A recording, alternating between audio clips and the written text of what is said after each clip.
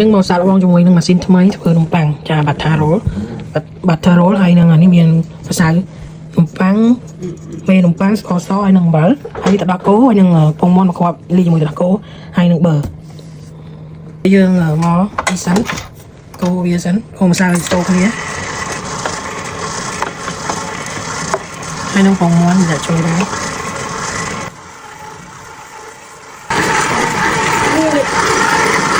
ពេលវាសពចូលគ្នាហើយតែយើងដាក់ប៊ឺចូលពេលតែម្សៅយើងស្វិតល្អហើយចាគឺយើងដាក់ចានចូលទៅក្នុងmicrowave ទៅចាកម្ដៅវារយៈពេល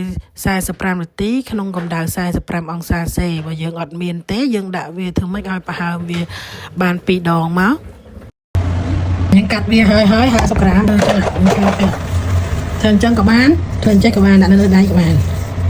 ចាធ្វើម៉េចឲ្យវាមូលហើយលូងស្អាតអញ្ចឹងមកខាងក្រោមចិត្តវាអញ្ចឹងមកណាបងប្អូនហើយដាក់វាអញ្ចឹងមក10នាទីសិនទៅ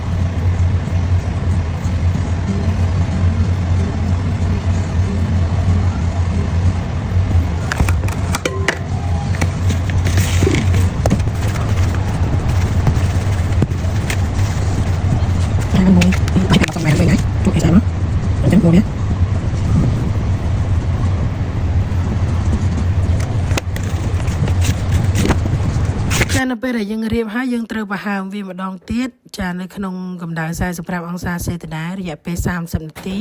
ដើម្បីឲ្យនំវាឡើងសិនបាទយើងដុតបានចាហើយយើងកុំភ្លេចកម្ដៅឡយើងឲ្យក្ដៅក្នុងកម្ដៅ